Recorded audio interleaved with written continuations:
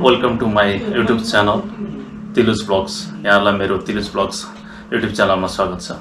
म आज तपाईहरु समक्ष एउटा अनबक्सिङ भिडियो लिएर आएको छु हैन। मैले अनलाइनमा निकै सर्च गरे। अनलाइनमा निकै सर्च गरेपछि एउटा हाम्रो नेपाली प्रोडक्ट के पाएँ भने ट्रेकिङको लागि ट्रेकिङ सुज को लागि भनेर मैले चाहिँ आज अनबक्सिङ गर्दै छु हैन। देख्न सक्नुहुन्छ यहाँ मैले भर्खरै किनेर लिएर आएको छु यो गोल्डस्टारको है।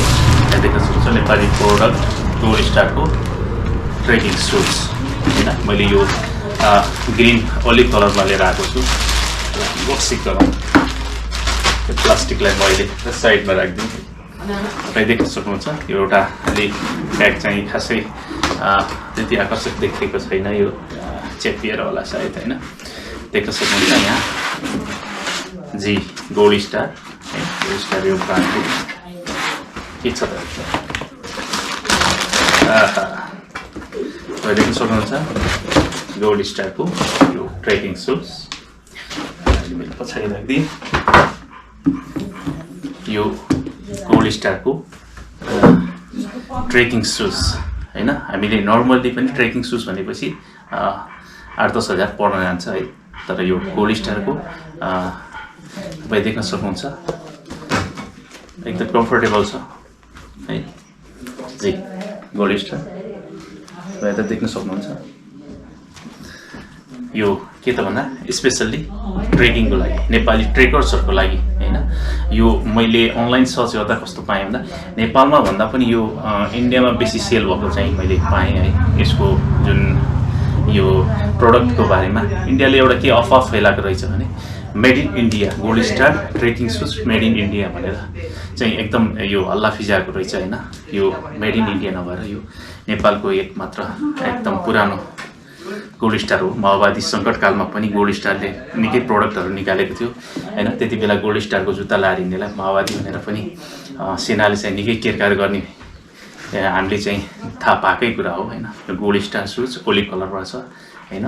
देख्न सक्नुहुन्छ यसको सोल एकदम मजाको छ। यो ट्रेकिङको लागि स्पेसल्ली ट्रेकिङको लागि भनेर बनाएको हैन।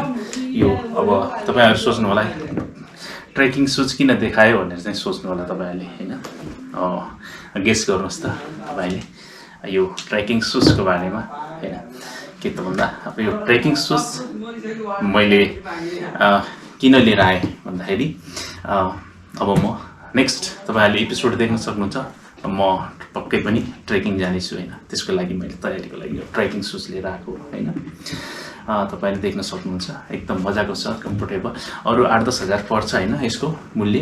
नेपालमा चाहिँ जम्मा 2700 राखेको रहेछ है। त्यसमा पनि 15% डिस्काउन्ट गरेर अहिले त झन् कति छ 2210 समथिङ यस्तै छ है अनलाइनमा। तर मलाई चाहिँ यो के त भन्दा स्पेसल्ली मलाई चाहिँ 2100 मा चाहिँ यो मिल्यो है। मैले गोल्डस्टार सोरुम है काउसतीबाट लिएर आएको हैन। ठ्याक्कै 2100 मा मैले लिएर आएँ है। यो एकदम मजाको छ। अब यसलाई ट्रेकिङमा युज गर्छु। त्यसपछि युज गरिसकेपछि यसको रिभ्यूको बारेमा चाहिँ त्यसपछि चाहिँ तपाईहरुलाई म पक्कै पनि अर्को एउटा भिडियो लिएर आउने छु है। यो त भयो ट्रेकिङ सुज तपाईँ देख्न सक्नुहुन्छ। अनि यो ट्रेकिङ सुज सँगै मैले एउटा अनलाइन यो के अनलाइनको है मैले मगाएको यो चाहिँ स्लिप हुडेस्ट लोजिस्टिक पार्टनर भन्ने छ हैन। यो द शपिङ स्टेट रहेछ है। यो मैले अनलाइनबाट मगाएको थिएँ हैन। यो सुजसँग म्याचिङ गर्ने खालको सेम यो पनि ओलिभ कलरको छ। यो चाहिँ सुज हो है ट्र्याक हो हैन। तपाईँ देख्न सक्नुहुन्छ ठ्याक्कै यो पनि ठ्याक्कै यो ग्रीन ओलिभ कलरसँग चाहिँ एकदम म्याचिङ गर्ने खालको छ है। हुड माथिको हुडी हैन। देख्न सक्नुहुन्छ यो माथिको हुड प्लस यो चाहिँ तलको ट्राउजर्स जगिङ टाइपमा छ हैन। स्पोर्टी हो है। यो पक्कै पनि के त भन्दाखेरि अब यो ट्रेकिङमा जाँदाखेरि युज हुन्छ हैन। एकदम म्याचिङ गरेको छ कलर तपाईँ देख्न सक्नुहुन्छ। यो बुटसँग यो कलर एकदम म्याचिङ गरेको छ है। ग्रीन ओलिभ दुइटै है। अब चाहिँ यसको मूल्य अनलाइनमा मात्रै कति 2500 हैन 2400 समथिङ थियो है। डेलिभरी चार्ज चाहिँ मलाई चाहिँ 2500 लियो यसको। एकदम सस्तो अनलाइनमा डेलिभरी गरिदियो है। यो जुत्ता नेपाली प्रोडक्ट हो हैन।